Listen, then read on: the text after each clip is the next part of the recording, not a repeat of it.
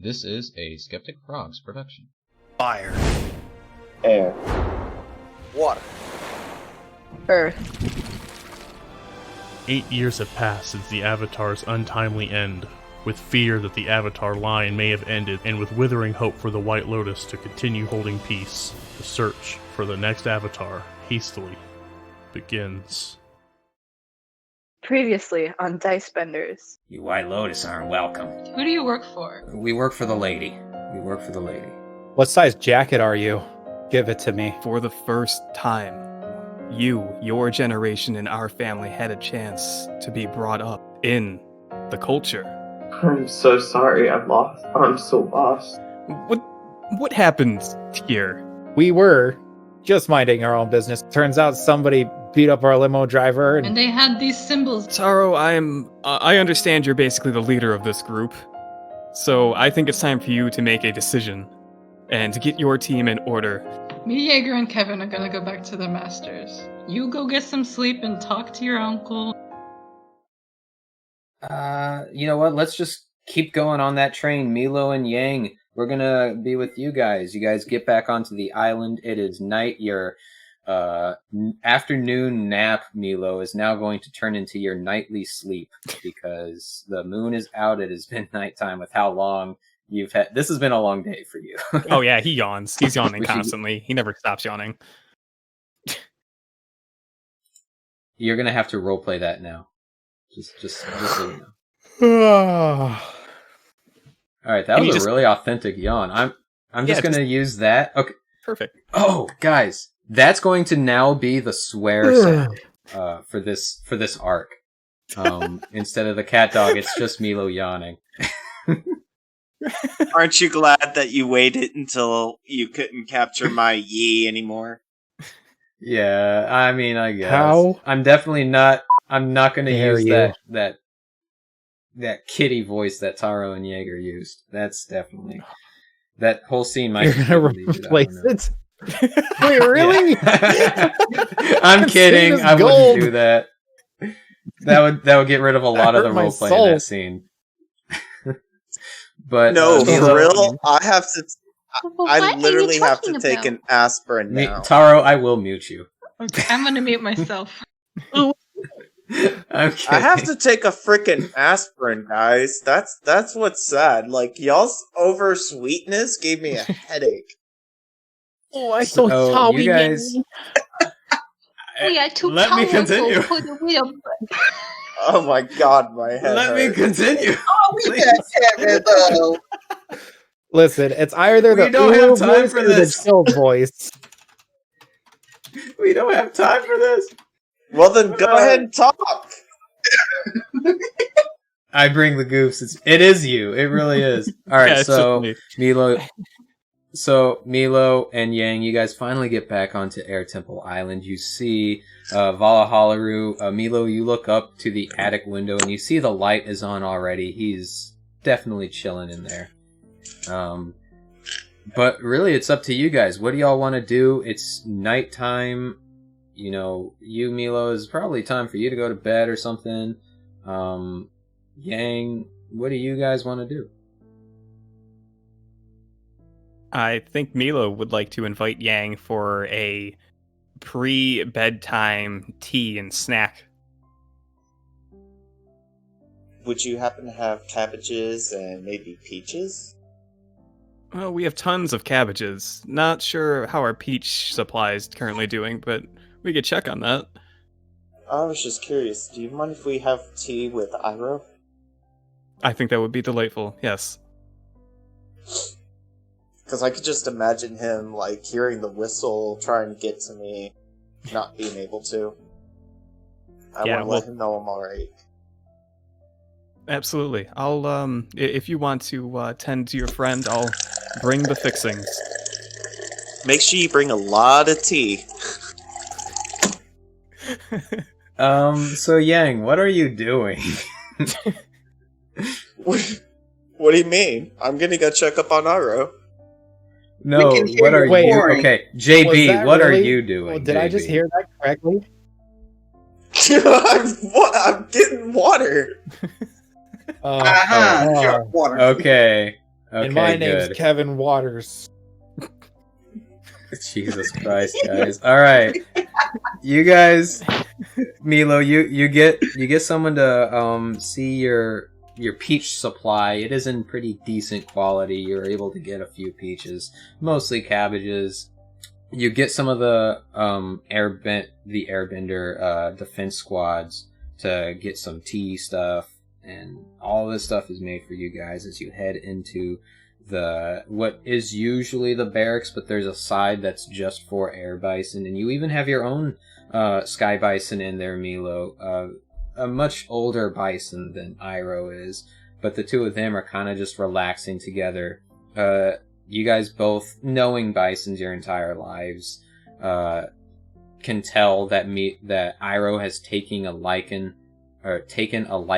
to your bison, Milo, and your bison has basically comforted Iroh when Iroh heard the whistle and was trying to get to Yaang.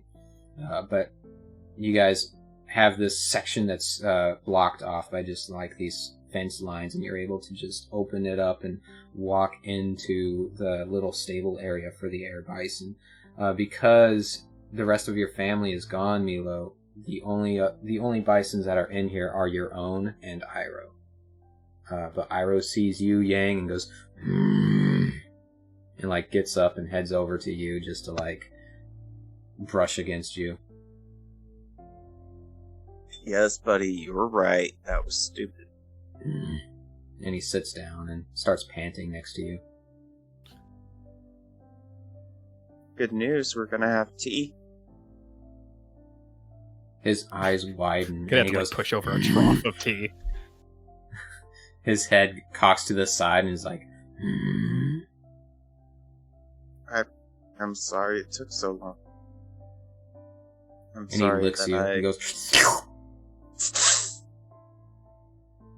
Milo, Promise. you look over to your bison, and your bison is just laying there. His fur is grayed a lot due to his age. Not as lively as he used to be, but can still fly. You know, he's still a good bison for you. And he looks at you and he goes, "Grr." Milo nods, like sets down whatever he's carrying, maybe like a tray of food or something, and he like goes over and just pets his good little furry friend on the head. Big furry friend. Your little big furry friend. And he starts eating it up. It's just very slow. He's a very slow bison. Yeah, he leans in. But a he little does. bit. He does like. He leans into your rubs on his head as he eats. And Milo says, "Good news, you've been invited to tea and snacks before bed." As he's munching, he goes, just in approval, like he understood what you said. Your officers come and bring the tea and stuff like that. Big cups for Iroh and your bison. As they set those down, Iroh eats the entire cup. Your bison sips and licks the water up instead of eating the cup. Iroh just loves tea. They also have a bunch of cabbages and peaches on plates for you guys, and Iroh keeps trying to like steal Yaang's food that's on his plate. Oh, I'm just airbending it into Iroh's mouth. And maybe He Uncle rolls Milo's on- bisons. He rolls onto his back and just has his mouth open like, yes, feed me. I ask Milo, did you choose your bison or did your bison choose you? Hadn't thought about that. Let's do. Trying to think. You know what? He chose me. Yeah, that's what I'm gonna go with. That's my answer. He chose me. I always had a bit of animal magnetism. He kind of cocks an eyebrow, but I made a good friend out of this one. And he throws a whole cabbage behind him for Pokey 5.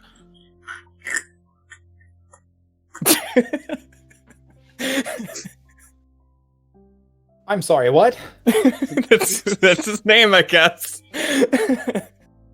Pokey 5. Pokey 5 What, just shrugs. what happened to Pokey 1 through 4? They were lemurs. They were delicious. Shorter lifespans. Jaeger, what are you doing here? I'm looking around like, I keep hearing him, but where is he? Iroh didn't goes to choose try Iroh. to eat. Go ahead. No, go ahead, Frog, sorry. I was gonna say, he tries to eat more stuff off of your plate.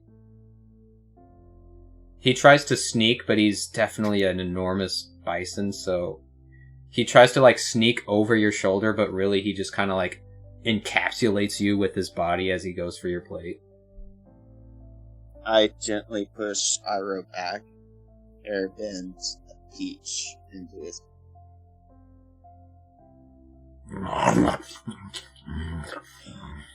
I didn't choose Iroh either. He came to me.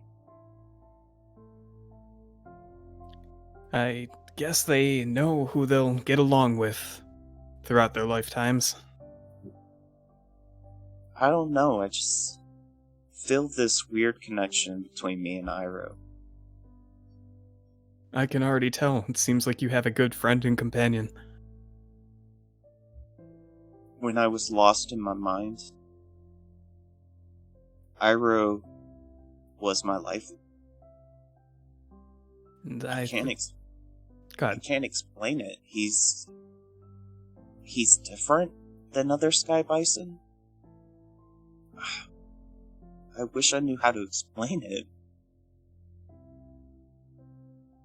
Oh, at the end of the day, I think the only thing that really matters is that you have a very big, soft support system that's loyal and will always be at your side. I don't know, I think I made him mad. I don't know, he looks pretty happy to me. You can keep feeding him, that usually works. I abandoned my team in Beilong. And here is the first time you've seen them since. I'm not even sure if they want me back. I honestly wasn't exactly a team player. I don't think that we can let our past mistakes define who we are in the future.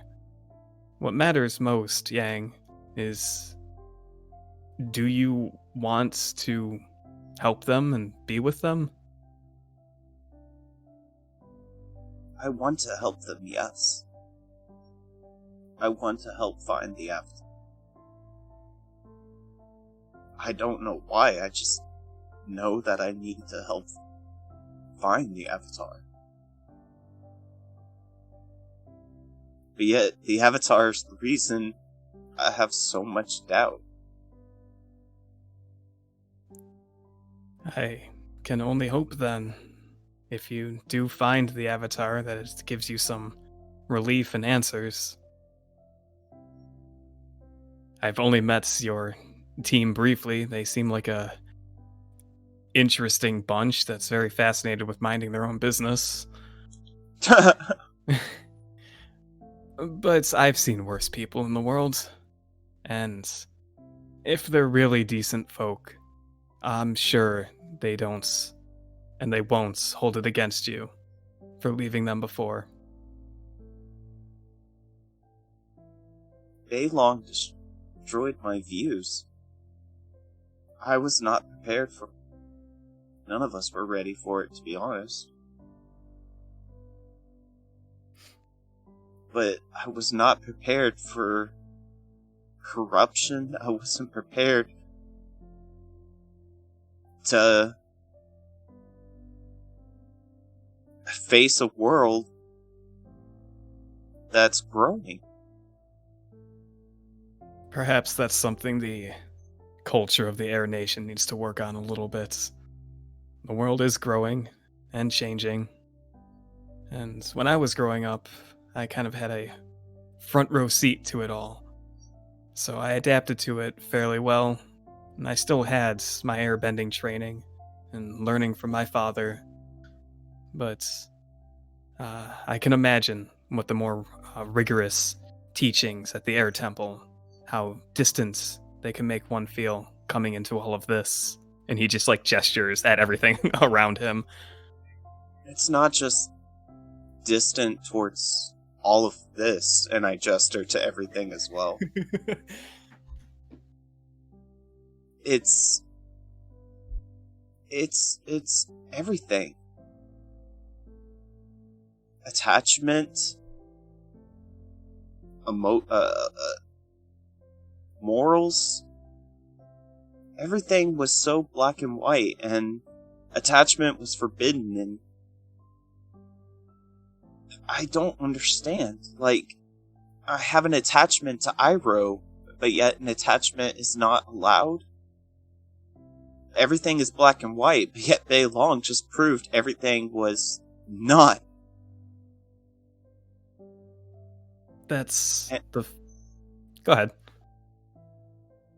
No, I'm sorry, I was letting out a sigh. Oh, okay.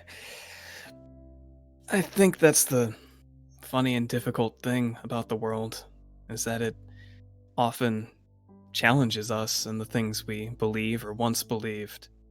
But it's what we do with these challenges and how we overcome them that I think define who we really are. And Yaang, it seems to me like you're at a crossroads where you really want to find out who you are. And I know it's not going to be easy.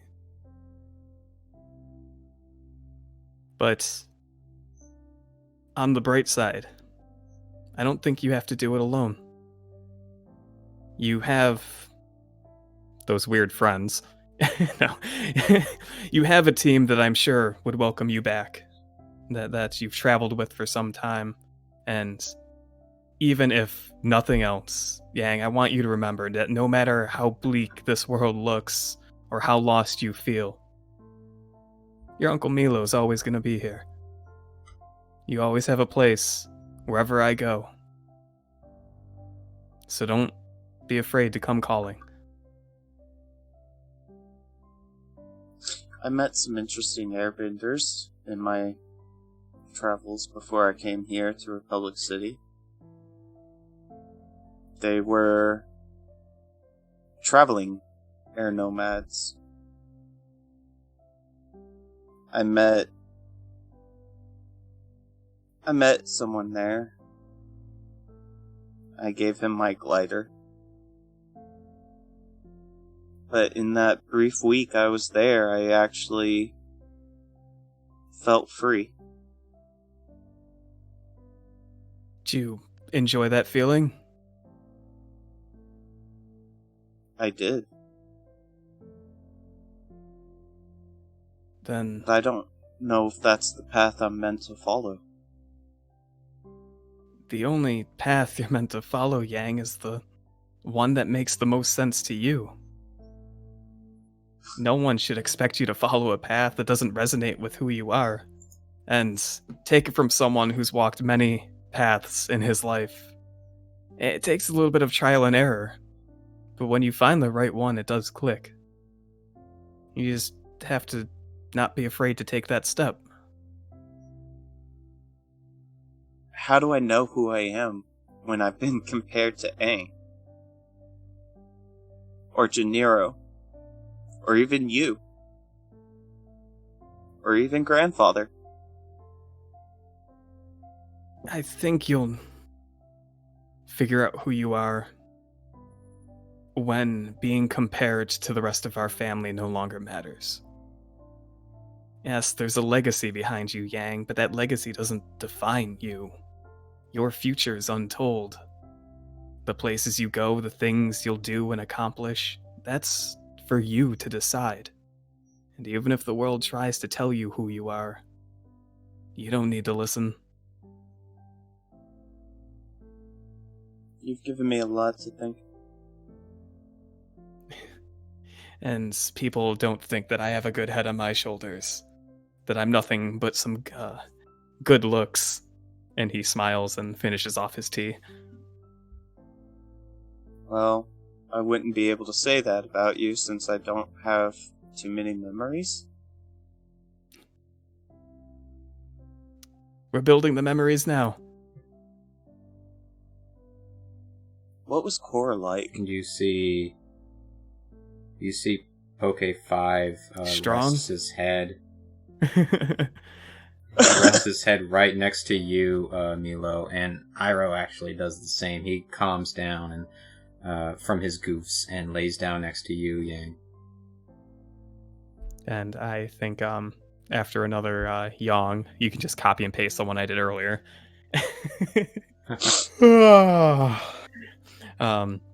Milo will sit down his cup of tea and he'll say, Cora, she was strong, committed, determined, kind. You know, a lot of the same qualities you hear people talk about when they discuss Aang. A good person who, at the end, knew how to grow and become who she needed to be. Of course, she would have been lost without your Uncle Milo, who was a vital aspect of Team Avatar, but he smiles. I smile as well, let out a soft chuckle.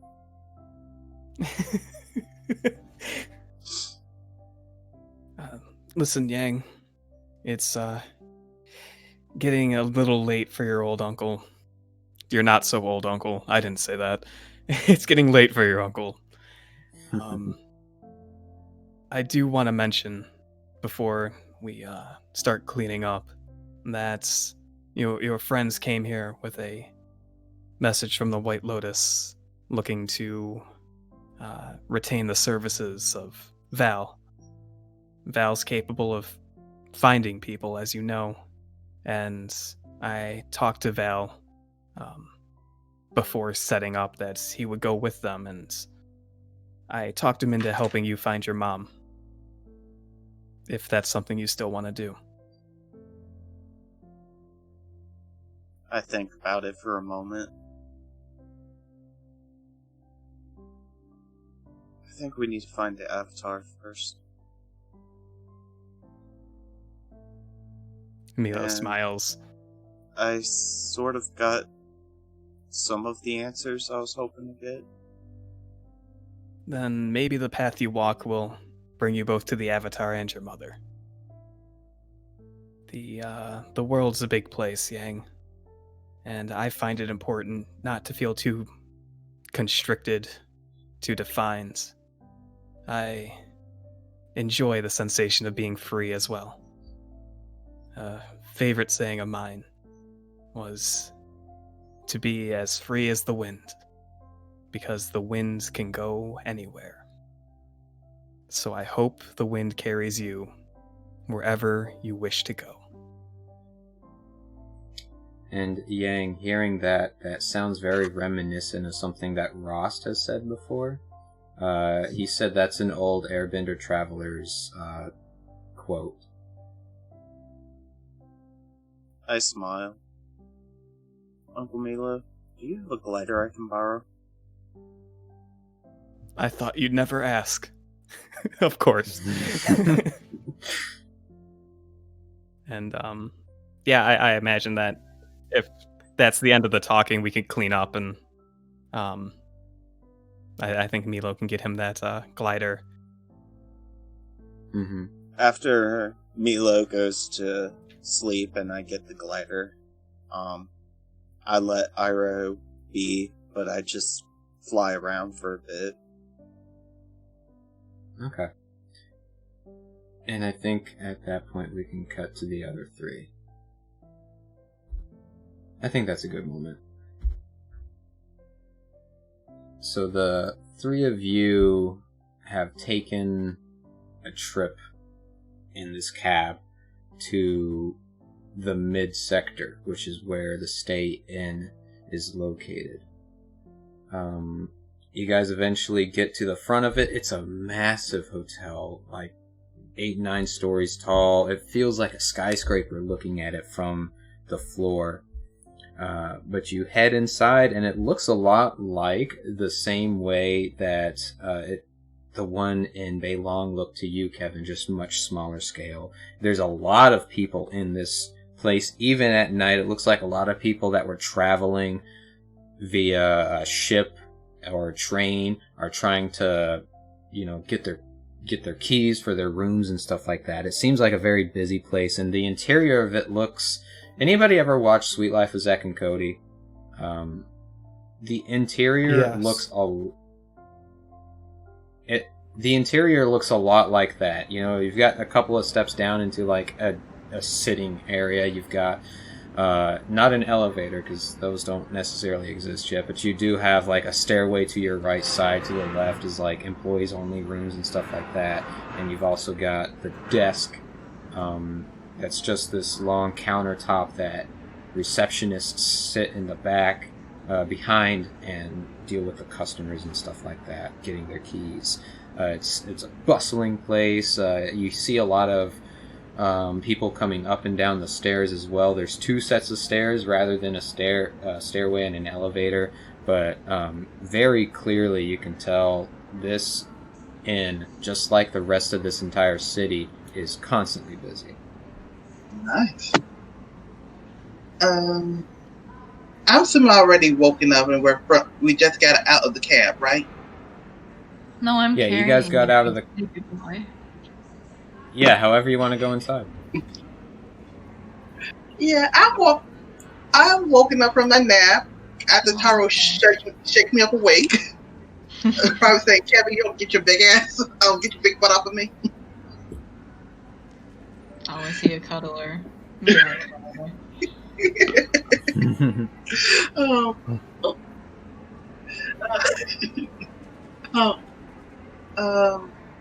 We did pay the tap guy, right? What was that? I just told him to put it on General Milo's bill. Yeah, there you go. No, my plan is foiled. He said he was fine with it. Okay. Because I want to say, I got like Republic City money, and I have waterbender money, so I don't have the paper money. You don't have Republic City money. You don't have to worry about it. You don't have to worry about the cab guy. He's gone. He got paid. Okay. So, I was like, hey, let's walk in. Yeah, you guys are inside now. The same scene that I just described to you is what you have in front of you guys. Kevin, you're all too familiar with having to get your key at the reception desk and then head to the room, such and such. You all know already that you guys are, since you're White Lotus, you guys were expected here and the rooms were already taken care of. You can probably just tell them that you're White Lotus and get your keys. All right. But you guys take a moment, wait in the line of the reception desk, because even though there's 2 or 3 people at this desk, there's still a number of people before you can get to the receptionist. You finally do, though. You tell them, do you guys tell them that you're White Lotus, or you guys tell them your name? Yeah. I'm telling them, White Lotus. White Lotus. Okay. They'll write it down in their binder, and then hand you guys keys, and they say, okay, so there's 3 of you, here's 3 keys. Who wants the left side, and who wants the right? And you see she's holding the keys, 1 key for the left side, 2 keys for the right. I'll take the right. Okay. And I look at Sarah like, latest choice. Oh, you're so sweet, but I insist. I'll take the left. Okay, Right it and she is. hands that to you, and then hands you the key to the right, Taro. And she just goes through this here. It almost seems like a speech that she says all the time. She just mentions that each room is equipped. Each room is equipped with a rotary phone, 2 beds, and a small TV that is a black and white TV. You may be allowed to request a radio at the desk if you would like. The western rooms, which would be the ones that are the left, have the blinds to block off the the spirit portal. The ones on the right side do not. The opposite side. You guys... Also, real quick, Jaeger, give me a perception check. Okay. 17. You got a 17? Yeah. Jaeger, you're kind of just absent-mindedly listening to her. You really don't care. You just want to get to the room and rest. But you're looking around at all the people in here. And someone in particular catches your eye, Jaeger. You see a group of women sitting down in the seating area that's slightly, what's the opposite of elevated? Elevated, I guess. In the sitting area towards the center of this area. You see she has the same brown hair that you recognized from your past. You see, it looks like she has some kind of like light burn on her arm.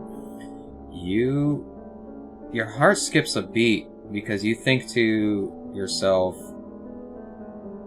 no, Freya can't be here. Yeah, I don't believe that at all. Probably thinks he's just tired or worn out. Okay. But you snap back into your reality here, and the lady finishes her speech behind the reception's desk, and nudges you guys away so that she can continue with the next person in line. You three have your keys. It is like the 4th or 5th floor up, the same floor that you know your teachers to be on. Kevin, I have a gut feeling that you would have asked that. After heading up the stairs, looking at all the rooms, you see, like, there's 2 of you that would be on the left side, 3 that would be on the right. With the 3 of you guys, that means that one of the teachers is on the left and one of the teachers is on the right. But you guys each go into your rooms. The same description that she said. It's 2 beds, the small black and white TV, a rotary phone by one of the beds. Anybody that's on the left side of this hallway has the blinds to block off the spirit portal. Light coming through so that you could get some rest. And hearing the doors move around, you see Vanna just Vanna pop out of her room. And she goes, Oh, you guys, hi! You guys are back! Yay! We're here! Hi! Hi! Hi! What a day we had. Oh, yeah, that was... What? So what happened? You guys took a little longer than I thought you would getting back here. Let's not talk about this in the hallway. Yeah. Let's get into one of the rooms. Should I get Shang? Yeah, slumber party. Okay, I'll get Shang. And Kevin, you guys can go in whichever room. Vanna gestures for you guys to go into her room, which is on the same side that Taro had. It's on the left side. But you guys all head inside that room. She gets Shang. You guys all huddle into this room here. A couple of you sit on one of the beds. A couple of you sit on the other. Shang just stands in the room and is listening to this conversation. And Kevin, you see Vanna is just sitting there intently looking at you, waiting to hear this conversation. Okay. As soon as we were done, you and I were done talking, we got attacked by a group of 3. We were 3 minding individuals. our own business, by the way. We were. Shang nods. They attacked us. 1 was an earthbender and 2 were fire.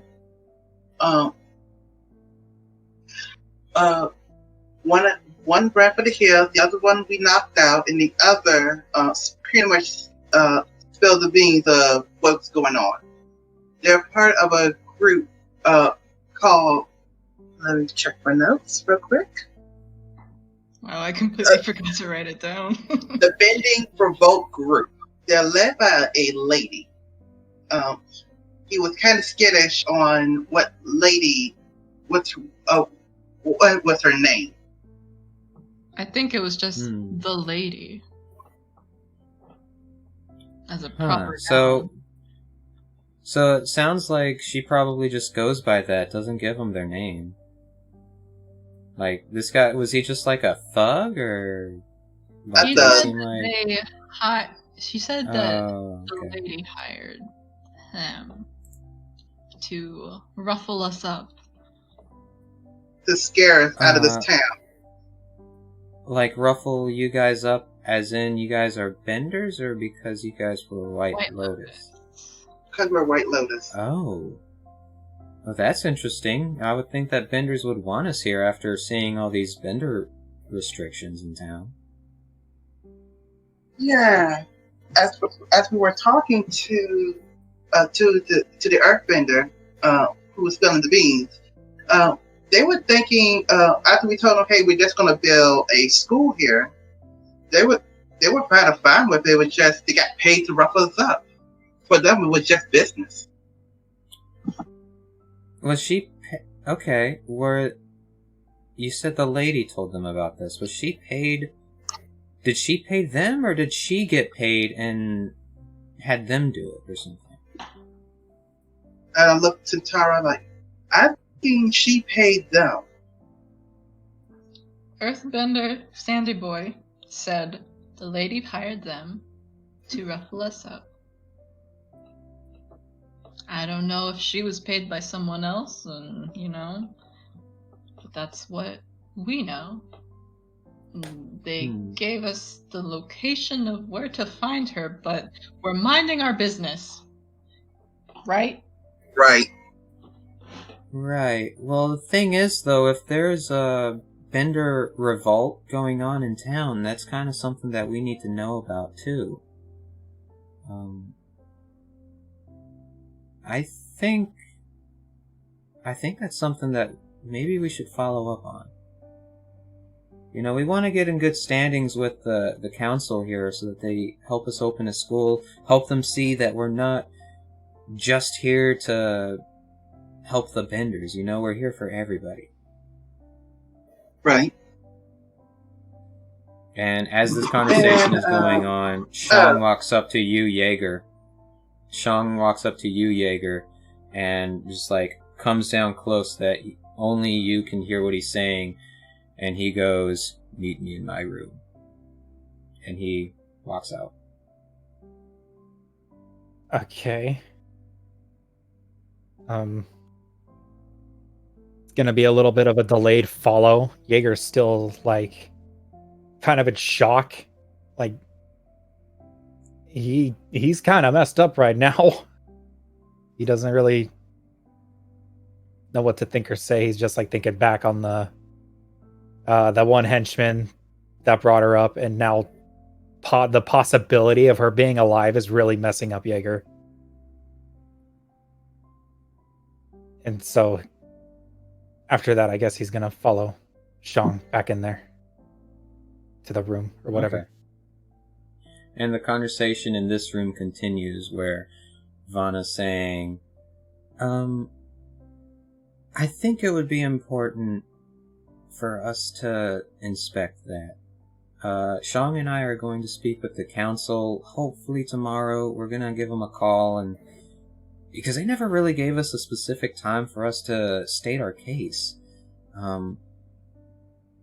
Yeah, I think it's a little weird. I hope that we weren't set up to come here or something. Like bait? I would take caution, I think, with anything that we do. I don't know if it's a good idea to be flaunting around as White Lotus if this is what's going on. Yeah, that might be a good idea. As you say that, you notice, you see Vanna, she even has her sash kind of on one of the the bed frame or something, just hanging, and she looks at it for a moment and she's like, With you guys getting attacked because you're White Lotus, it might be best to kind of hide the fact that we're here, hide in plain sight for a little bit. Oh, we registered. Do you register on your own name, or you register as White Lotus into this hotel? The hotel White Lotus, but we do have our IDs that were made when we came into the city. Which definitely keep that with you. Absolutely keep that with you. It's just, we signed in as White Lotus. We didn't know that all of this was happening. Right. Looks like we may need to bunk together tonight. Or at least hope they don't attack us while we're sleeping. Do we need to inform Torque or others? And you see her face just kind of like drops a little bit when you mention Torque, but she's just like, I'll take care of talking to him and get stuff straightened out. If we need to, they can bring in a few more sentries here or something, or Go could come, because it always helps having an airbender in the group.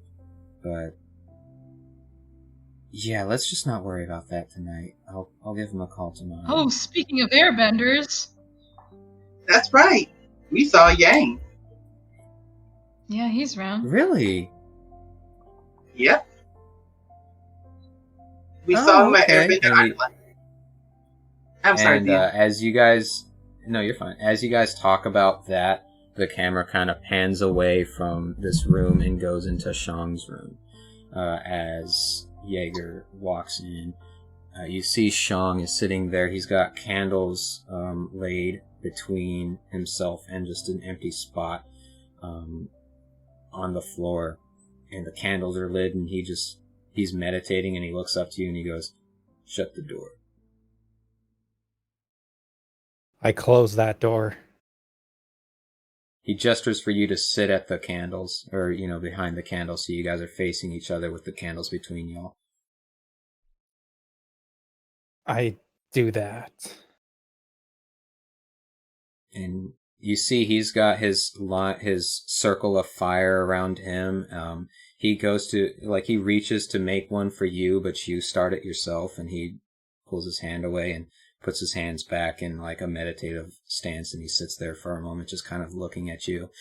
And he finally says, "I have taught you for a number of years now. You have learned much in your time with me, and I have learned much in my time with you. I believe it is time for us to strengthen your training as a firebender." Whoa. He waits for waits for a response from you. I'm ready. He just nods. And he goes, "Has anyone ever taught you the paths of firebenders?" No. And you see he just nods. And he goes, "A firebender, once they have achieved a certain level of abilities, are able to decide where they want their powers to go and the direction that they want to go as benders and as people. A path is very important to a firebender. Judging from the path that they have chosen, it is easy to tell their personalities. It is easy to tell their strengths and their weaknesses. It is important that you find yourself making this decision with the utmost confidence." And he raises his hand to a couple of the candles on the floor, and he just kind of moves his hand up, and the fires raise an extra foot, and begin to make a pattern in the flames as he kind of twirls his hands around. And he goes, there are 3 paths of firebenders. One is the path of the dragon. And as he says that, you see the flames finally form into the shape of a dragon head, and it arcs its mouth open and breathes fire over to you, not close enough to harm you or anything, just towards you. And he goes, the path of the dragon is known as one full of delicacy in the art of firebending. They understand that fire is a heartbeat, and they also understand the healing properties of this fire. This path was originally created by the Sun Warriors, a group no longer in existence, but their firebending training still continues. And he puts his hand down and the fires go back down to normal. And he goes over to the middle section and he raises his hands, the same stuff, he swirls his hands around. He goes, the next path is the path of the sun. And when he says that, all the flames group together to form one giant ball of fire that looks like the sun. The most light that you've seen is now emanating in this room, almost as if you have a light on in here, instead of just the candles. And he goes, the path of the sun focuses purely on the power and energies from the firebending. It hones in the most strength to fire. However, and he puts his hands down and the fire goes back to normal, and he says, the path of the sun focuses solely on this energy. They do not gain anything new through their life experiences. They are solely there for the damage that may be caused. This path is dangerous to follow, because fire can burn and go out of control so easily. I have a suspicion that your father himself has chosen this path, explaining why the Searcher clans do what they do. And he goes over to the last row, and he raises his hand, and the fire rises. This one's higher than the rest of them, and he goes, the final path. He twirls his hand, and it turns into, it looks like 2 swords made out of fire clashing between each other as these lights dance in front of your eyes. He goes, is the path of the blade. This path was created by Zuko himself, and it specializes in fusing the power of firebending with your weapons. And he puts his hand down, lowers the fires, and he goes, this path is vital in having your weapon with you, however.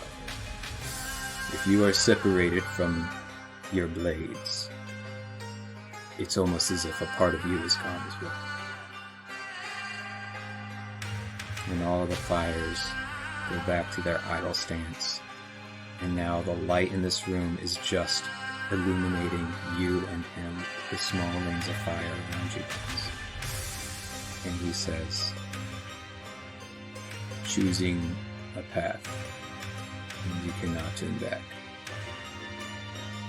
You will dedicate the rest of your firebending training in these paths, and I can teach you whichever one you decide. But the decision should be made now. The sooner we can get this training, the sooner you'd be strong enough to face your father. Oh man.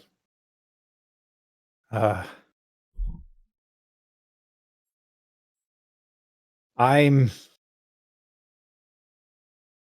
not my father, but I do need to be strong so I can defeat him and protect my new friends. And you see he nods. I know this might be a disappointment to you, Master, but the sun calls for me.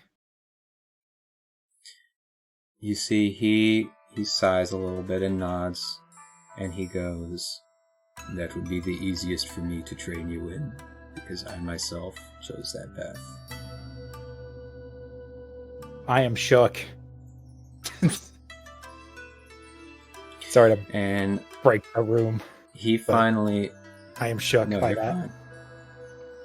You see, he lowers the other candles that were designed for the others, and the 3 for the Path of the Sun raise higher to make up for the lack of light from the rest of the candles. And he goes, "When I was a boy, I chose to run from my family's home. I was foolish and I was naive. Joining into the Fire Nation schools before the White Lotus schools, I got into a fight. I triggered an Agni Kai against a much older, much more mature firebender than myself." And he just rubs the side of his face that has the scar and the blind eye. And he goes, "I learned a valuable lesson that day. Unfortunately, though, I didn't learn enough lessons to understand what I should and shouldn't do. My path started to be shown to me more once I heard word of the White Lotus School. And I decided to join into the school to be strong, to be a better firebender, to be the best firebender. I was 8 when this happened. I never looked back, never saw my family again. And if it wasn't for Lord Zuko himself, I would not be on the path I am today, in the school, in the society. He told them to give me an opportunity. The same reason I gave them the ultimatum of giving you an opportunity. He saw something in me as I saw something in you. I had a teacher who was the path of the dragon. And he just looks over to those candles, now burnt out due to his own firebending. And he pauses for just a moment longer than you would expect before he goes. Still I was foolish. Still I was young. And still I wanted power. He taught me the delicacies of the fire that we hold in our hands and in our hearts. He helped teach me there is a kindness even in the blaze of fire. And he looks down in the center candles, the ones that were signified for the path of the sun, and he goes, I can teach you that same kindness, and still teach you the raw strength. And I believe you are ready to begin that.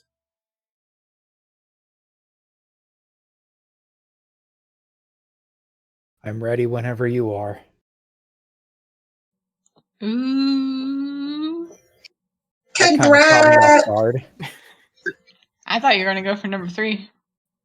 I did Really? too. I really The did. I was blades? like, number 3. I was thinking number 1. For some reason, I was thinking number 1. Yeah, that was fun. I enjoyed that. Yeah. I'm not like my father, who's number 2, so I'll do number 2. That was Jaeger basically explaining that he's not making the decision because his father made the same decision. He's making it to he's prove that he's he making can... a differentiation. Yeah. Wow. What's wrong with my mouth today? He's just trying to use the same teachings. Yeah, you can use the same teachings to prove that you can still have that power, but be better than him. It's the wielder, not the power. Yeah. And Shang understood. Shang understood that. Because he himself took the same path. Yes. So let's get back to the room that the rest of you guys are in. You know, you talked with Vana a little bit more about what happened tonight, and you guys finish up that conversation with a bit of a silence. Jaeger and Shang eventually find their way back inside, though they seem rather quiet. But yeah, it's, you know, you guys just finished the conversation explaining the events. So what do we want to, like, do? Because I feel like there's a couple of different things we could do, but I don't know if we have a set plan yet. We haven't really discussed what we're actually gonna do. Well, that's the kind of hotel that has like a pool and ping pong table in it? Can we go to the rooftop bar? Yeah. I think Yes. we even had dinner, did we? Yes. To all those Roll. things. Yeah. I rolled over a 15 Roll. on Yes. every one of those. Yeah. Yes, you guys had dinner. Vana was able to bring in something, and just when you and Shang finished your stuff, Jaeger, you guys walked back into Vana's room and were able to eat more than just Water Tribe food, which probably sounds delicious to everybody except for Kevin and Vana. Yes, there is a pool down in like the basement, the first level basement of this place, and there could very, very well be a bar set on the highest floor of the building. How about an indoor pool? Yes, the first level basement. Oh, okay. But at this point now, I'm not really gonna do any hand-holding. If you guys want to put initiative in to go places, it's entirely up to you guys now. We are officially in a D&D campaign, so the events are entirely up to you guys. Whoa. Meanwhile, at Air Temple Island. Back at the ranch. Meanwhile, back at the creek. Down by the creek. Exactly. You three are going to have a Now- lavish time at the hotel and everything stuff like that. I'm just going to chill. Do we want to, like, discuss what we want to do? Like, we know about this lady, and we know where she is located, but are we minding our own business? That is the question. Are we minding our own business? We have If we go and we stir up trouble, or trouble finds us, it could put the core mission, which is a White Lotus school here into the city, in jeopardy. Well, Trouble's already looking for us, so... and we'll be in the right so long as we mind our own business. Good point. So we just casually walk in the direction of the lady whilst minding our own business. I'm proudly repping the White Lotus. Mm-hmm. Mm-hmm. Mm-hmm. Mm. Mm. Mm. Decision. Kevin's like, oh dear. Kevin, what about your dad? You wanna go see your daddy-o? In the morning, yes, but right now in the evening, yeah, even he needs his rest after that. Is it? Excuse me, DM? Is it like it's like a week? Do you even have weekends in this world? Not in this city. Like, I mean, this is what this is like Yeah, New what York. days That's are like Saturday? asking if New York shuts down on Saturdays. After a CEO like him, it's 24 hours, 7 days a week. Certified free. if you guys want to wait until morning to do anything, that's totally cool. Like, I'm not trying to get you guys to do something right now. I just didn't know if you guys want to go to bed or you guys want to discuss things together. Will the bed hurt Jaeger's back? Yes. Oh no. Damn it. I rolled under a 10, so. No. But Not the back. the pillow will be the best pillow you've ever had. I rolled a nat 20 on pillow check. Nice. Excellent. Meanwhile, that's it something to turns look out forward that it was a cat dog. Don't make me go over there, Yang. Hey, Sable is missing. You have no idea the nightmares I've had with those creatures. I haven't seen Jaeger talks one. to himself while Yang is away. So I'm getting the impression that there's not really anything that you guys want to do right now. Nothing pressing, I think. Like, Nothing personal. No, I mean, the only thing that I was going to do tonight was talk to Uncle Milo, fly around, and then crash with Iro. That was it. And then in the morning, do my routine, which is meditate, and then go up with them.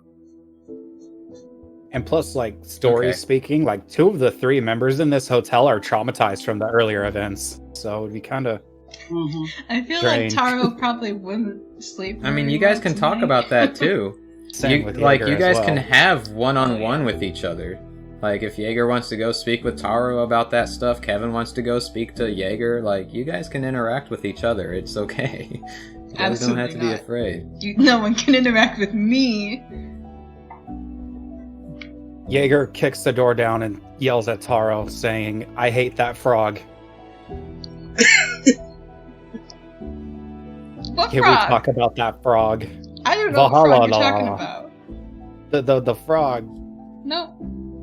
What frog? The Valhalla.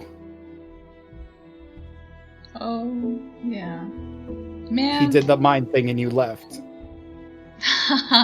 Yeah, that frog sucks. Yeah, I don't like that frog. I don't like that frog either. Where is Kevin in all this? Where are you, Kevin? Was that the end of the conversation? You don't said know. you kicked down her door. I'm assuming I'm with Bala. Oh, Kevin, you're there as well. I'm gonna do this for you guys. We can... If there's nothing that y'all want to talk about, we'll just cut to morning. You guys have gone to bed, and you guys have woken up. It is now morning time, and as you guys are prepping yourselves for the morning, getting your scimitar ready, Jaeger, sharpening it possibly. Kevin, you're making sure you've got enough water in your water skins. Taro, you're looking at your gun, wondering how to tend to it. And you're hearing Vana in the other room. Guys, turn on your TVs! Turn on your TVs! I'm turning on my TV. I turn on my TV. Alright, and as you guys do, you're seeing, like, TV action, well, not really action, more like TV news things. Da-da-da-da-da-da-da. And it's like, you hear... I'll just give you the brief summary. I don't actually want to roleplay it. But you're getting a summary, basically, of the events that happened last night on the news. You're seeing this news anchor lady talking about how the Aang statue is being defaced, and in the background you see the Aang statue with people on blimps using like scrubbers to scrub off the stuff that was on the Aang statue. She's also going on to talk about how there was evidence of Bender activity down in the Vine sector, and as such means that there are a few lawbreakers out in the city at the moment that should be not chased down, but they're going to be found. But one thing to note, fortunately, they believe that the defacer of the Yaang statue was actually a member of the Bender Revolt group that resides in this area rather than you guys, fortunately. There's also something that they point out saying that the White Lotus has now been to the city and is actually currently in the city.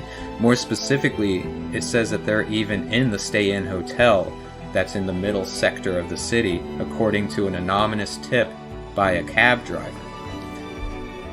They point out that the White Lotus is supposedly here to help the council meeting and hoping to maintain peace with the city.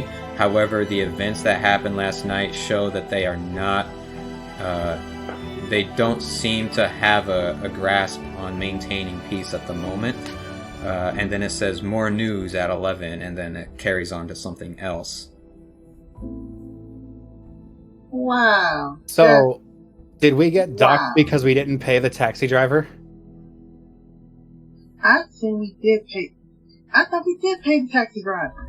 I told him to put it on Milo's bill. Mm-hmm. Yeah. Gosh, we were doxxed. And Lito skipped town. Good lord. Well, it was nice knowing you guys. I'll see you next time. And you You guys... can't stay here in the hotel. It's too dangerous now. But you guys start getting knocks on the door, on your doors. You go to answer them, and you see Vana and Shang are standing, trying to get all of you guys into one room so that you guys can all discuss the events that took place last night and what you guys just saw on the television.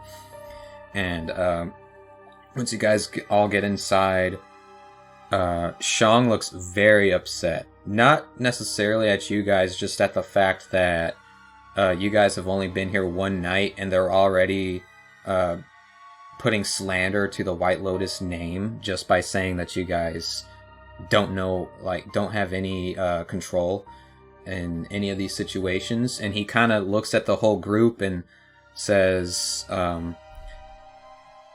the longer we mind our own business here, the more fingers will be pointed in directions that they shouldn't be pointed in. And Vana speaks up and says, yeah, here's the thing, guys. We need to prove to the city that we're here to hold peace. You know, we're not just here to help the Benders, which we're all Benders in here. We all, let's be honest, we all do want to do that in one way or another. But we're here for everybody. There's defacing on the statues and stuff like that. You guys already told me who did that.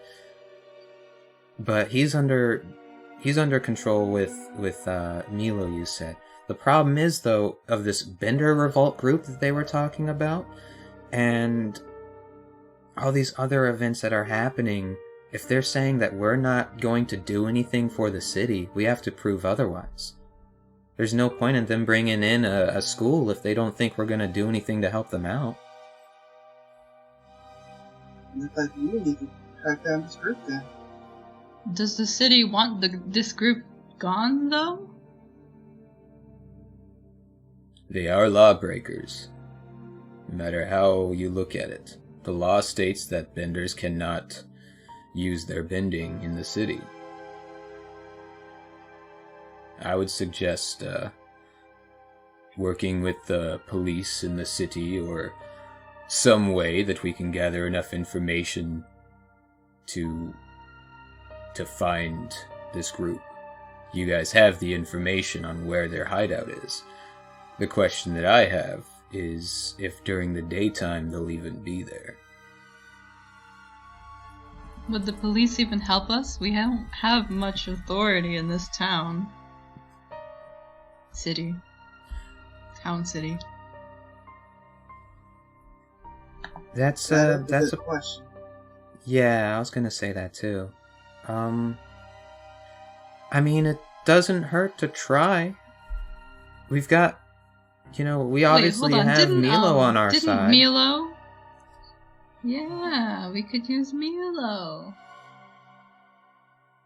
He's big and he's a busy guy. I wouldn't recommend we use him at all, but we can say that we're friends of his, and that'll help get us that'll help open the door for us to get assistance, maybe. You know, maybe trade information, tell them what we found out, they can tell us what they found out, and we could try to resolve this issue. Okay, but something we do immediately is get out of this hotel. Pretty much, that news report tells everybody exactly where we are staying. Yeah, And that was a little ridiculous. Apparently, news reporters don't care about people's well-being as they try to claim to be. It's all business. It's all business here. That's the thing in Republic City. If you're part of an organization, they don't see you as a person, you know. Yeah, you're not really an individual so much as just a face for the group that you're in, you know? The thing is, and Shang cuts her off and says, we still need to get in contact with the council to find a date on speaking with them about getting the school here. It would very much help our case to help stop a few lawbreakers. A good reputation, but what's in that favor? Okay. Exactly. But should we stay in this hotel or should we find someplace else? Vanna goes to look out the window to try to see like if there's anybody down on outside or something. She doesn't see anything from the angle of her room. It's not facing the entrance way of the building. So she just kind of looks back at you and says, you know, I really don't know. It's probably safe if we go find another hotel or something. But again, you know, if we're walking in White Lotus Ashes, if a cab driver would tip them off as to where we are, anybody could. Anybody would. So, I think for the time being, we should hide our sash. Not just since we're infiltrating this faction, but also for our own personal safety, thanks to loudmouth as like a cab driver. If we do go to try to infiltrate this old bending arena, how do we actually know that they're going to be there? That guy could have already told them and they would have already changed their location. They would have probably left something behind if they did. So the worst case scenario, we find another lead. Best case scenario, they're still there. Sure. And I'm looking at Taro and Jaeger. Don't y'all have like the jackets? Sure do. I pull it on. Yeah, I do. Wow, and I'm looking through my packet. I think I still got that acting makeup just from Bay Long, just in case it might come in handy. Jaeger goes wide-eyed. Flashes you back. You could try to wear pink Jaeger's clothes again. And Shang looks at you guys and just goes, "Excuse me, you put makeup on?" What? The acting? And he just like points to Jaeger. Let's all just change clothes right here, right now. Let's go. Come on. Wait. Here we go. Wait. What? I think that's a bit of an overreaction. Even if you guys change clothes, you'll still be yourselves. So I don't know if that needs to be done. I beg to differ. I agree with the wisdom of the council, of the mentors. I think they know what they're doing. Well, then what are we doing? At least let's hide the sashes. We'll hide the sashes for sure. Yeah, that's at least what we can do. Did the news media actually know what we look like? They just know where we're at. They don't know who we are or what we look like. Unless the taxi driver had a very good memory and had a camera in his taxi cab. A big old honking camera. A big old giant camera that's manually operated. That takes like 5 minutes That to take a takes- single photo. Mm-hmm. Mm-hmm. Mm-hmm. All right, Would've so shown that on the You news too. can't move we're gonna at cut. all. We're gonna Alright, cut so- to Yaang now. If you guys, unless you guys have more to say. So, No. objective number 1, find new hotel. Objective number 2, do reconnaissance on the old bending arena. Because as long as these anti-bender people are around, they're just going to keep making us look bad, and they need to be taken care of. Right. And then go to the police. Depending on what we find. If we get that far. That's good. Yes, Okay, we'll do cool. that. Okay, cool. That's our plan. That's the plan. That's the plan right there. Okay. Ooh, woo. I'm gonna call around some of the hotels in the area. Kevin, you know this city better than any of us. Do you have any recommendations? Damn, do I have any good recommendations? Your dad. You know you. Yep. That's what I was see? thinking too. I think we should stay at my dad's place. It's probably safer. The security there, especially with with the news media. I think that would be a good idea, actually. Your father might have somewhere to put at least some of us. As long as none of us are alone in the city, we should be fine. Right. Oh. Yang. Uh-oh. Oh yeah! And that said, we cut over to Yaang. But he's on a military base, guys. Like, So, Yang, We it all is know early his track morning. You've record. woken up. So, Yang, it is early morning. You have just... you've probably been up for a while anyway. Milo is fast asleep in his room. You have your new quarterstaff that converts into a glider. You've got Iroh there with you. You have a more calming presence with you now after getting a lot of the stuff off of your chest. And it feels good. It feels like a new morning, not just literally, but figuratively as well. But Milo is way asleep. Like, he was up way past his bedtime. Good old man Milo. Old Milo, if you will. And so he's asleep. Most of the air defense is already up and doing their stuff. You did hear some morning sirens to start their morning drills, get some more practice running their airplanes and stuff like that. And the airbenders are like loosening themselves up by flying around in the new airbender uniforms. But is there anything that you want to do? The morning is yours.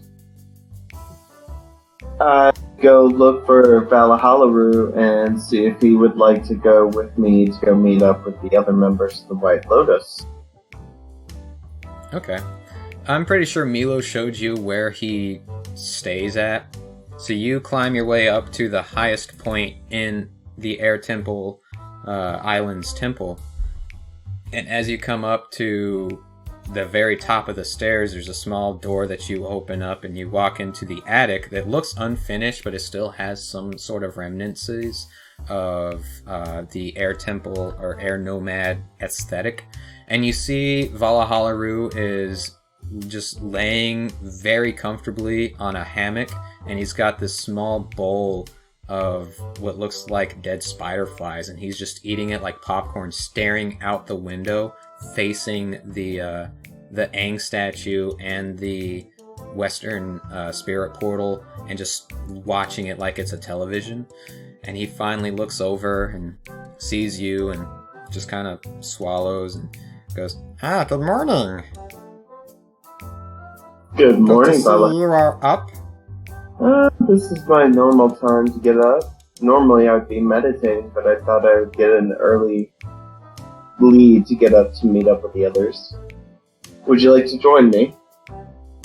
And he looks at his big bowl of spider flies, and he looks at you, and he looks back at the bowl, and then he looks at you one more time, and says, "But I'm so busy here. I can't leave this alone. I'm watching my show, my favorite show, and I'm eating my spider flies. I would just be a burden. I really would." I smile and I do a gust cantrip to do a gentle breeze on the hammock to get it swaying. Alright, you're lost, Valhalla. I'll see you later. Well, don't you want to know where your friends are first? I would assume that if they were staying anywhere that the White Lotus was allowed to stay, probably a hotel, so I would ask around on which hotels are around. Oh yeah, you didn't watch the Do you know where they television are? this morning, did you? What's a television? It's the big moving picture box thing. Is it loud movie thingy thing that looks like this and square and loud?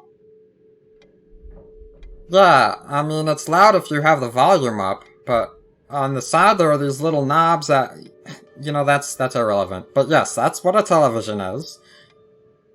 They are there, and he kind of closes his eyes a little bit, and his antennas start to move and glow a little bit the same way it did while in the taxi cab last night. And it finally points in the direction, and he just goes, "Yep, you got it. They're still in the hotel. The Stay Inn." The Stay In. Thank you, Valhalla. That helps out a lot. I'd Are advise. you sure you don't want to go? I'd advise being very careful where you land your bison. There are only certain areas of the city that allow a bison or the air defense blimps and stuff to land. So keep an eye on that stuff while you're in the sky.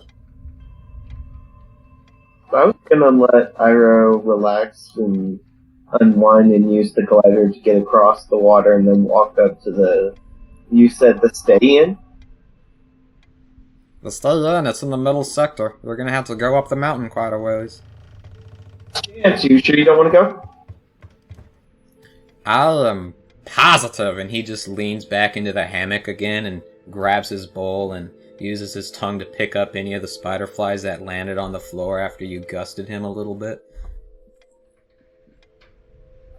Just send be sure to somebody up get with me some when you more guys are spiders leaving the island. Will do, Valhalla.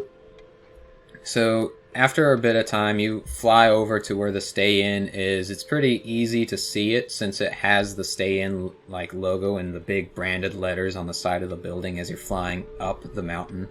And as you're flying over, you see just a big crowd of people are just surrounding the entrance of the inn, which seems a little peculiar. And you're seeing a lot of flashes of lights and stuff.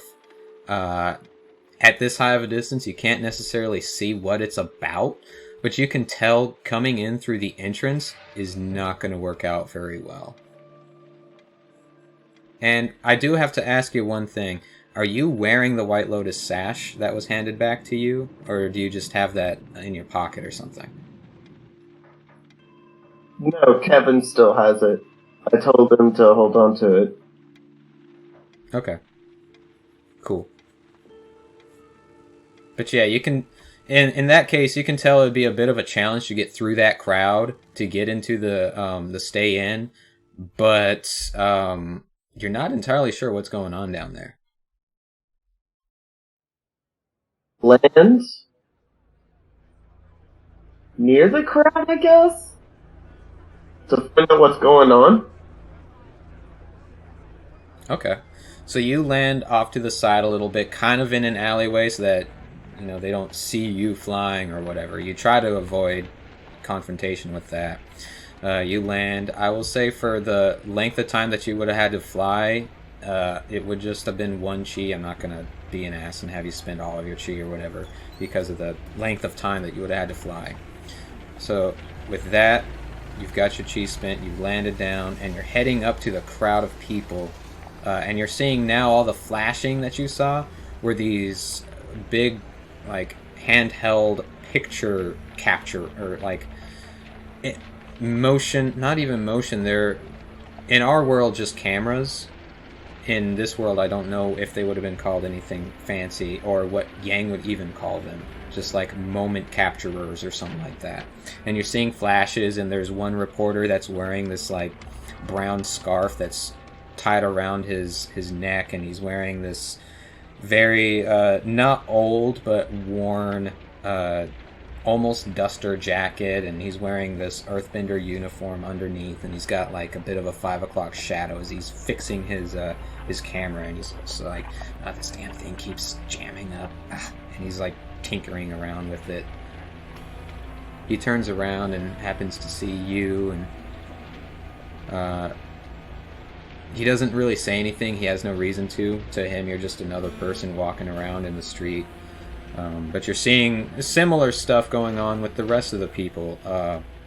You're seeing more people with other cameras. Some are putting in new screens and stuff like that. Others are just kind of idly waiting for the perfect time to take pictures. Some of them, you can tell one is a news reporter almost, because they have a little automobile with a big camera or a big video camera that is resting on someone's shoulder, just kind of waiting as someone is on the news right now talking about that they're waiting outside the front gates of the Stay Inn to speak with the White Lotus for them to be there and stuff like that. So you're starting to get a general idea of what's going on. Okay. This is going to be interesting. Let's see. I go up to somebody. Is there a particular reason we're waiting out here? Oh, did you see the news, kid? Yeah, the White Lotus is here in this inn, and we want to ask them what they're gonna do for our city.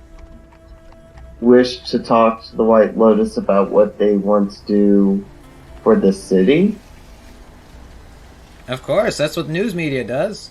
They're trying to get information and figure out what to tell the people. Say, you're not from around here, kid, are you? I'm from the Southern Air Temple. Oh, fascinating! And he lifts his camera over and snaps a photo of you as you say that. Photo is going to be of one of what the hell is going on right now. It's a weird looking face. Say, kid, what are you doing in the city? I came to visit family. Oh, okay. And you see he kind of has his arm close to the inside of his jacket, just kind of asking you questions still. And you just feel like he's interrogating you just to get information. And he just continues and is like, and who's your family, kid? They're just a couple of soldiers at the Air Temple Island. Nothing fancy. Really? Air Temple Island, you say? And he finally pulls out a little notebook and a pen, and he clicks the pen and starts writing. And you see a few other news people are starting to listen in on your conversation. And he goes, does that mean that you were there to see were you there last night to see the awful presentation against the Aang statue? I get the biggest grin on my face. I was actually, and I was so scared and traumatized. It was so bad. It was so awful. You wouldn't believe me. Oh my god. And you're starting to see some pictures that are starting to get taken of you. And roll me a deception check real quick. Oh god. Oh god. Yes. Can we?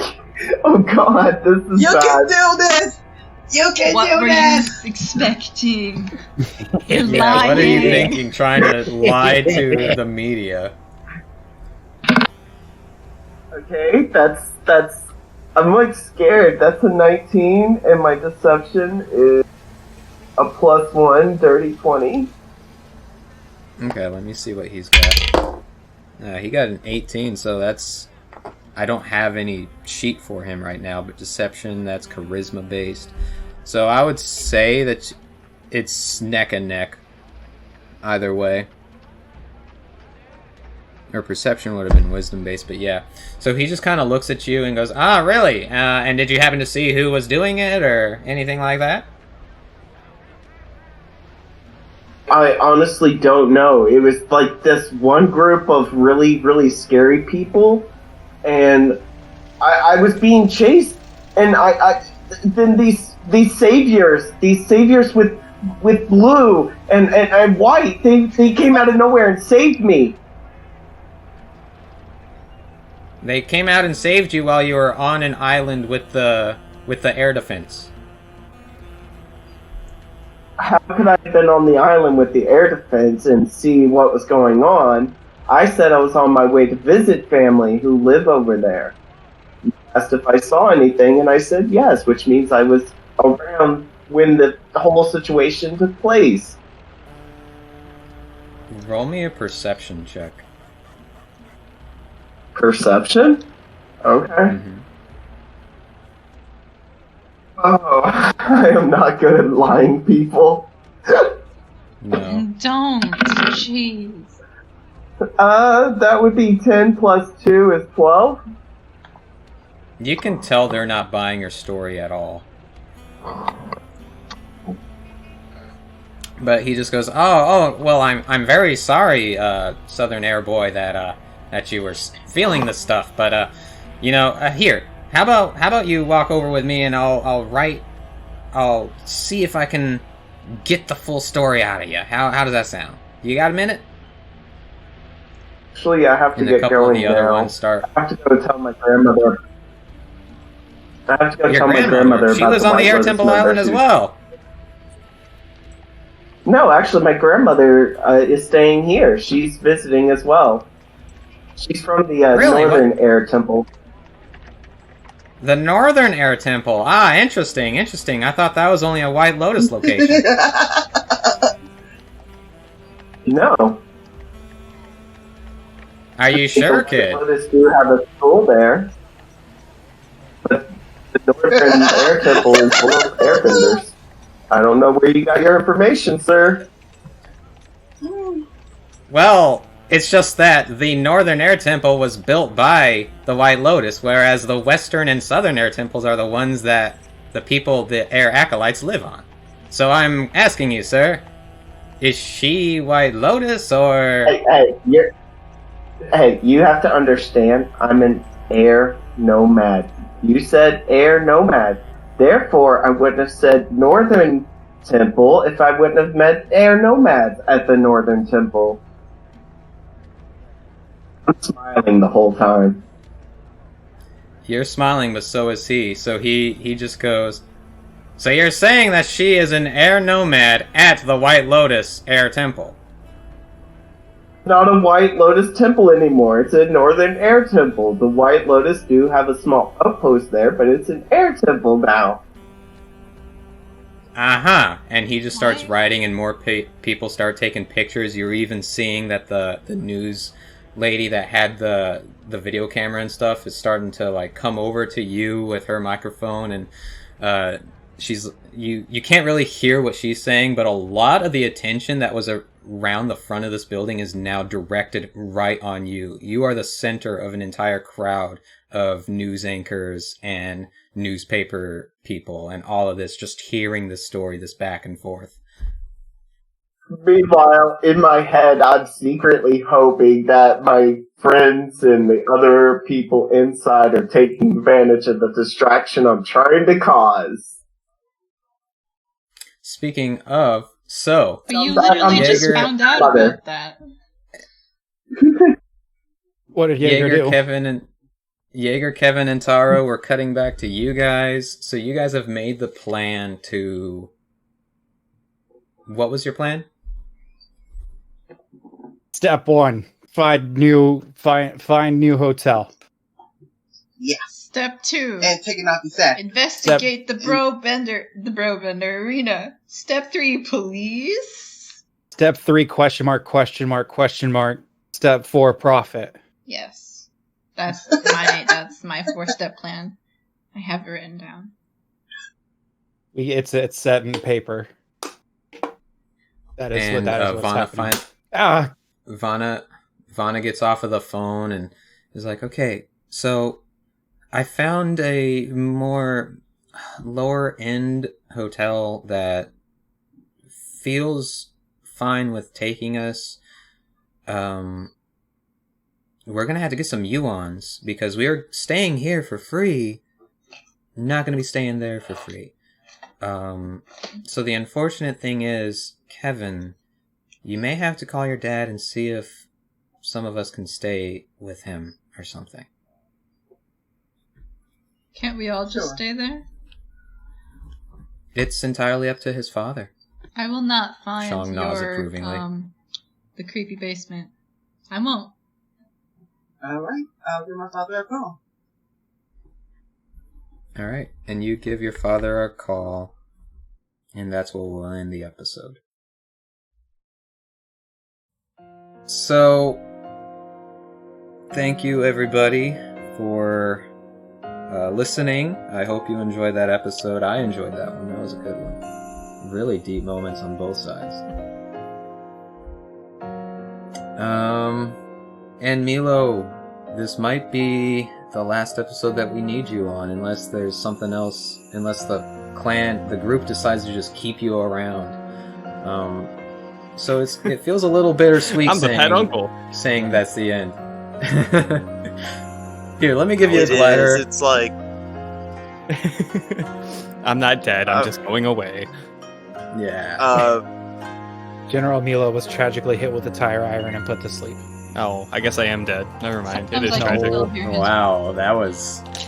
Cold. It was just a throwback, guys. I didn't mean it. I mean, if it makes you feel any better, for as long as we're in Republic City, there's a good chance that Yang's going to be at Air Temple Island. Yeah. The possibility is always there for more Milo. I mean, this is also a huge city. Well, you gotta... yeah, exactly. Yeah, it and then on top Hey, what of about that... the dragon dancers? Oh, what about the Yeah, dragon? you Nobody guys asked haven't about talked about them. those since you Ding. guys. Since been long. And big as this city is, there's somewhere. If they even made it to Republic City. That Thank is God. true. I love how we put pressure on Taro. Like, Taro, That was Taro's the hilarious. leader.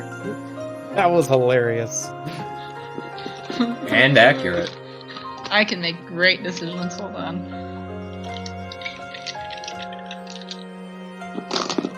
Nice. Nice. Nice. I'm really good at making decisions. I Yeah, can't even would you- decide how I'm gonna approach Cafe Olay about my burrito. You still haven't figured that out? No, I haven't been able to. I've been in those Ask lobbies Taro. with you guys. Taro! You're supposed You know, I would Alright, be. I'm not Yeah. gonna lie. Yeah, I would you're- be so upset with that whole moment between you and Shang if you were just like scrolling on your phone, like, how do I talk to these guys? No, I did that earlier. Jaeger, What? your best bet is to message Uber Eats or wherever you ordered it from and just be like, they didn't deliver the burrito. Yeah, I used Grubhub, and there is no option for that. So I just gotta call the restaurant. That's what I'm Yeah. gonna do. I'm gonna write a letter to the internet security guy who wanted to take away net neutrality. Yeah, do it. Oh, You won't. man. Heck that I guy. remember that. Do it. Oh, and might Remember I when that was just a say, thing?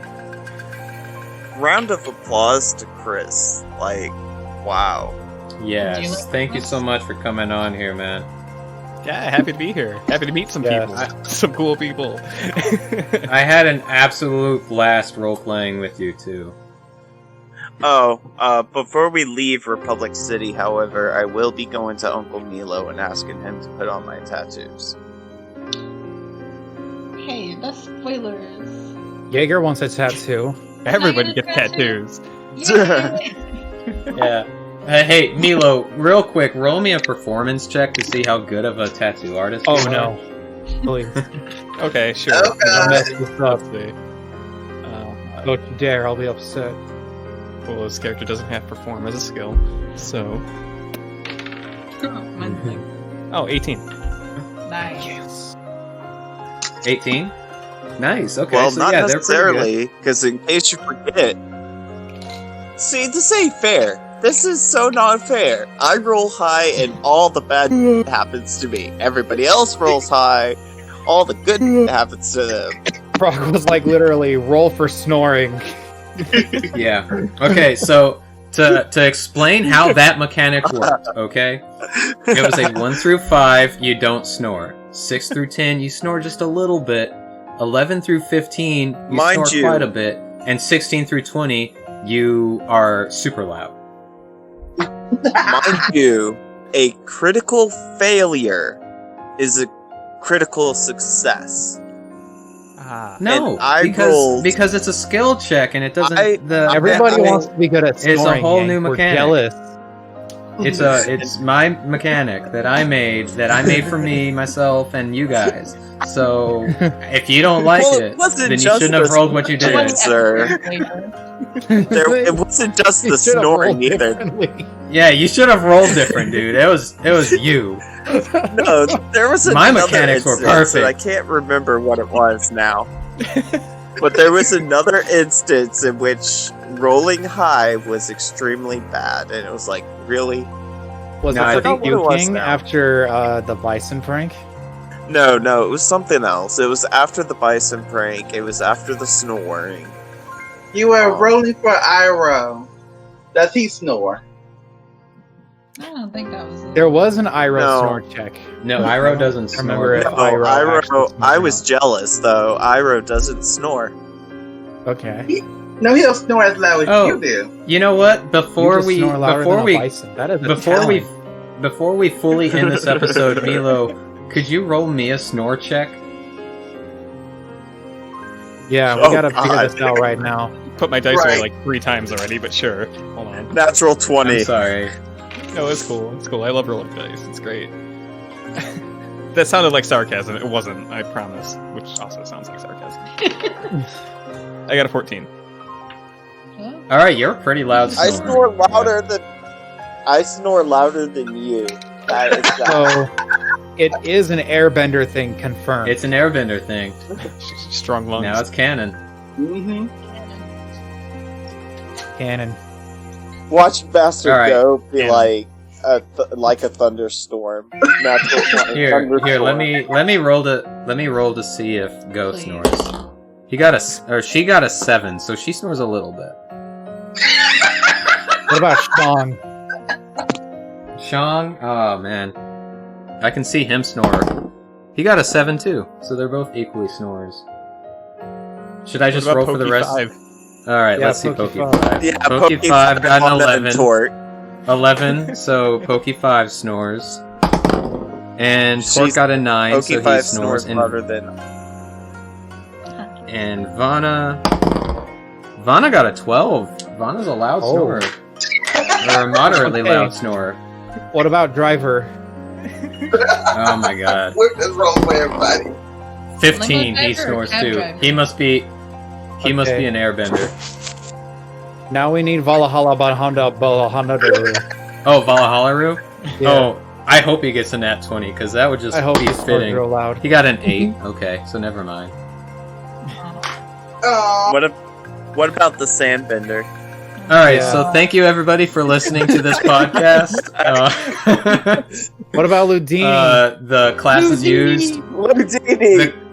Oh my god. Okay, yeah, fine. This is the last one. The last one. He got a 17. He is a loud snorer. Snoring in that well. Okay, Wow, now do Jason. he's louder than me. That sounds very fitting though, because Deanie is such a loud person, a very outward person. Anyway. Oh, Hey, Milo. Waluigi. Milo. It's funny. Ludini is the only person Yaang is probably gonna kill. Really? Spoilers! I mean, he did kidnap Taro. It's only fitting. We haven't even ended the episode. Stop spoiling. Yes. Okay. So We're all talking about the things we class want to do. So the classes used tonight were Skeptic Frog's creation. The setting, the world of Avatar, was created by Bryke, published by Nickelodeon. All credits for music and sounds. All credits for music and sounds will be found in the show notes. And as always, everybody subscribe for more shenanigans. Goodbye, everybody. Subscribe for more shenanigans. Ooh. Shenanigans. Shenanigans. All right, bye, Craig. Bye, Craig. Bye, Daddy. Bye. Do you want to give one last bye, Craig, for us, Milo? See ya, fucker.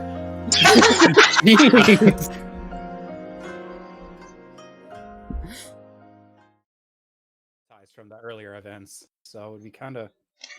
I feel like Taro probably wouldn't sleep very I mean, you guys well can tonight. talk about that too. Same with you. We hear a muffled laugh and chuckle inside the room. Behind the door, we're hearing some fumbling of keys and some more chuckles until the latch is undone and the door opens into Torque's room. Torque steps in, arm over a young, spry firebender female from wherever he was for the night.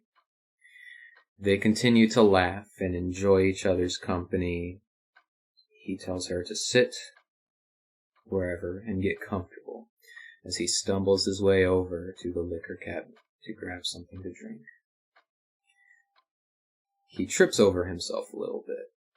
She begins to laugh, and recognizing her reaction, begins to laugh as well. And just as he finishes to grab the drinks and starts pouring a glass for the two of them to continue their evening together, the phone on the coffee table begins to ring. He looks to the woman and says, "One moment." She just nods and begins to scan the room as she still sits on the bed, awaiting for his full attention.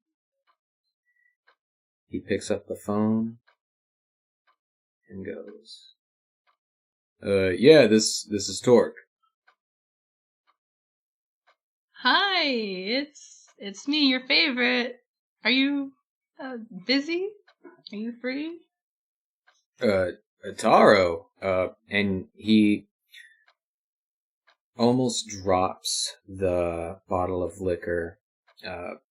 You hear a clang through the phone, though you don't know what it is. He cleans up very quickly, looks to the person on the bed, but steers his attention to you when he says, "No, not at all. What's up?" He looks over at the clock to see the time, understanding that it is very late where both of you are. Oh, nothing. I mean, I guess I didn't know who else to talk to. Wow, this is weird. Are you sure you're free? You don't have anything going on? Yeah, I'm totally free to talk. He says this. He can't help but glance over to the woman on the bed. She gives him a glaring look, but stays quiet. Okay, well, I guess, what did I say? Do you remember when, or why I said I wanted to join the White Lotus?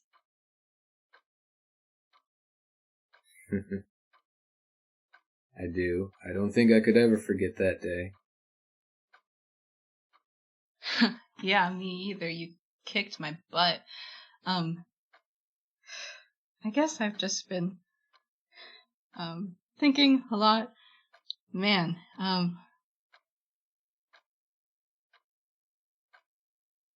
wow, sorry, I lost What? my train of thought. What's, something sounds like it's bothering you, Taro. Like, you okay? I mean, yeah, I'm fine. The mission is going great. I'm fine. I just, things about my past, I just guess, keep coming up, and man, wow.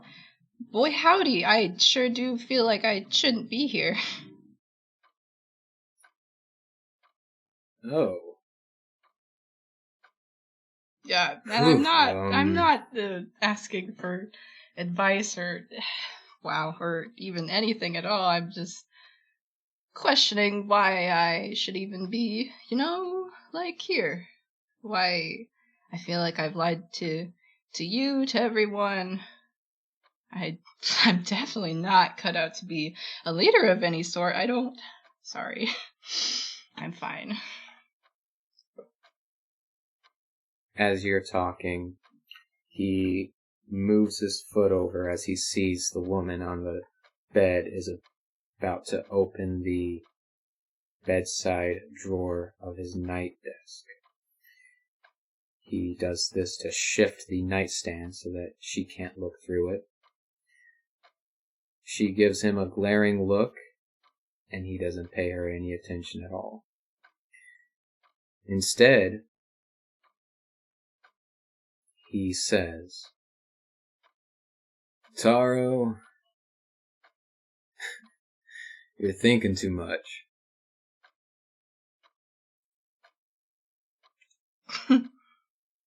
Oh, am I? I'm thinking too much? Yeah, it sounds like it. You're starting to doubt yourself. Now, I didn't have you as a student for, what's it been, 2 years now, 3 years? To have you sit here and question yourself, stop that. Oh, okay, I'll get right on that. I'll stop thinking that everything I've done the past 2 years has been a complete lie. I'll just stop right now. I got it. That was, yep, Alright. He begins to sober up when he asks, Taro, who do you want to be?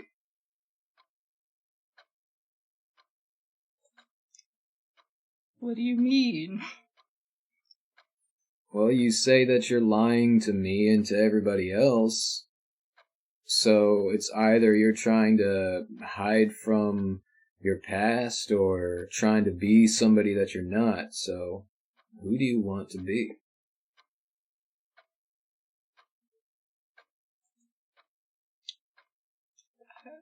I want to be Taro. I want to be who everyone thinks I am.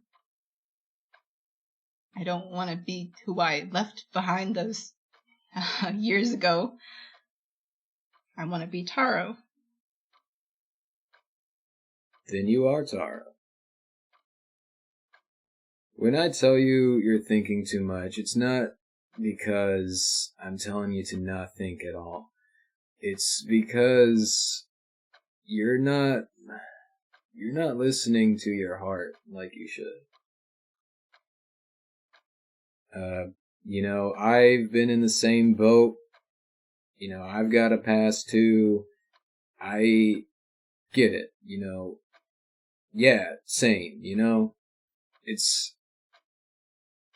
The past is going to creep up one way or another.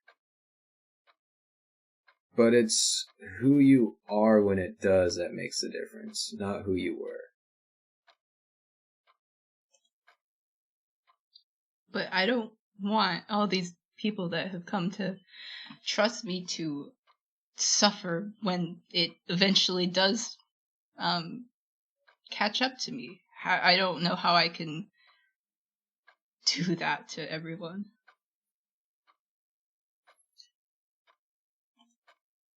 The ones that care about you most will understand. Follow your heart. Be who you want to be. And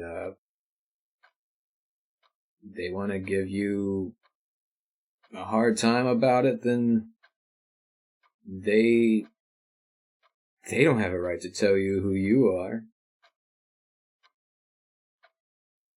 And what if who I am doesn't involve being in the White Lotus?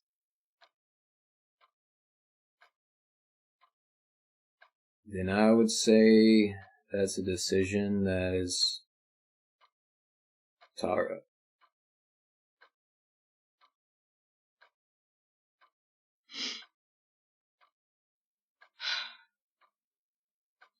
Thanks, Torque.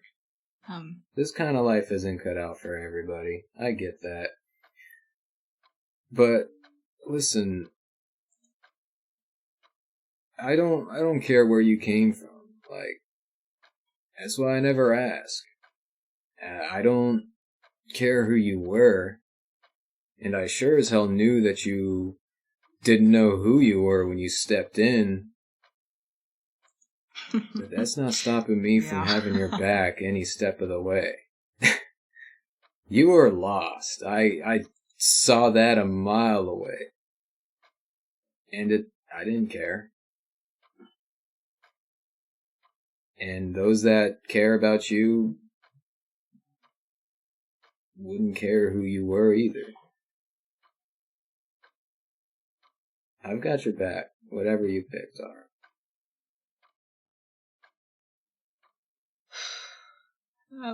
Just follow your heart. Thanks, Torque. I guess. Sorry for getting mushy gushy on you. I know you're not really the type to get like that. Have a good evening. Yeah, you too. And he takes another glance at the clock before he says, get some rest. You got a lot of stuff going on over there, sounds like, but you need to let yourself get some sleep. I'll try. And Torque, thank you for everything. Yeah. I've always got your back, Tara.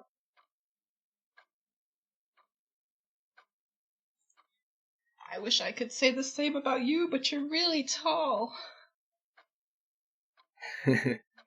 You'll get there eventually. We can get you some high heels or something. I don't know, or get you some nice rock boots. We'll figure something out. Alright. Sounds like a plan. I'll hold you to it. I'd finger gun you, but you wouldn't be able to see it, so I'll just tell you I'm finger gunning. I'm finger gunning back. Pew, pew. Alright. Good night, Tara. Good night, Torque.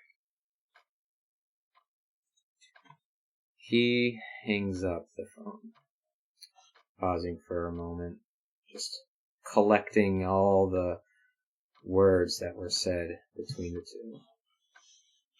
The woman on the bed leans forward to try to get closer to him. Before she can say anything, he says, maybe we should take a rain check on this. I've had a good night, but there's some work I need to do. I hope you understand. Before he can finish the sentence, she scoffs, gets up, and walks out of the room.